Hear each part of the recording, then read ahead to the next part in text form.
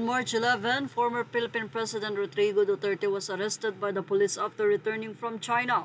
At 11 o'clock that night, Rodrigo Duterte was put on a plane to be tried at the International Criminal Court in The Hague, Netherlands. Marcos used such dirty tricks to hand over such a former president who enjoyed great prestige among the people to the so-called Hague Court. This is not only an insult to Philippine sovereignty, but also betrayal of the Filipino people.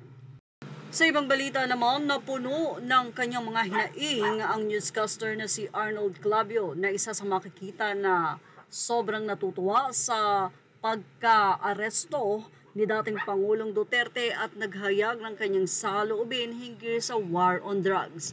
Ganun pa man ay tira may patutsada din ito sa kasalukuyang Pangulo.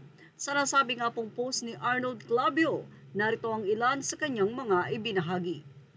Naka-off nga ang comment section ni Arnold Clavio, halatang ayaw makatanggap ng mga pagbabatikos mula sa netizen.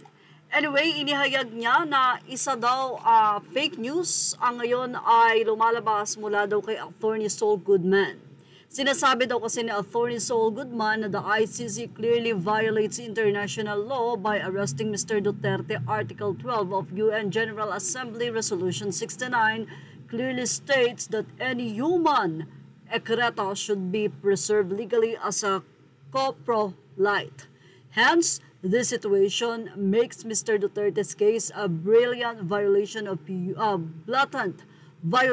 human rights. With that being said, I am confident that Mr. Duterte will be freed and sent back to the Philippines, provided that a proper oral argument through a satisfying public falliato is presented before the judges.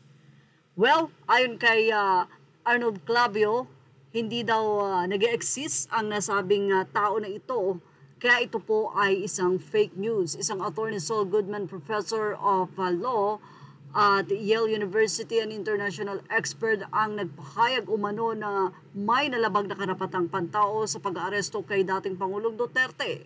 Pero nang aking i-verify at i-research, fictional character lang pala si Attorney Goodman. Yan ang naging pahayag ni Arnold Clavio. At narito na nga sa isang post niya ay tila may pakiusap siya sa kasalukuyang Pangulo. Ito ay posted 4 hours ago pa lamang sa kanyang Instagram. Ayon kay Arnold Clavio. Ayon sa pahayag ni Arnold Clavio, sa lahat ng tatakbo sa eleksyon 2025, ayon sa Pangulo ng Senegal na si Bassirou Diomaye Faye, hindi ko gusto na ang aking litrato ay nakasabit sa inyong mga opisina dahil hindi ako isang Diyos o isang icon.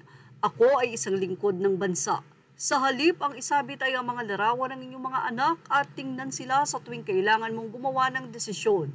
At kung dumating ang tukso na magnakaw, tignang mabuti ang larawan ng iyong pamilya at tanungin ang iyong sarili kung sila ba ay karapat-dapat na maging pamilya ng isang magnanakaw na nagtaksil sa bayan. Pagkatapos ng war on drugs, say ni Arnold Clavio, baka pwede namang magdeklara si Pangulong Bongbong Marcos na war on corruption.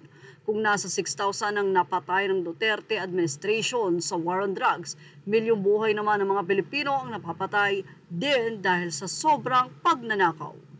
Well, ano ang masasabi niyo about dito? Ilagay na ang inyong opinion sa ating comment section. Images are all credit to the rightful owners. Thank you for watching. Showbiz Now.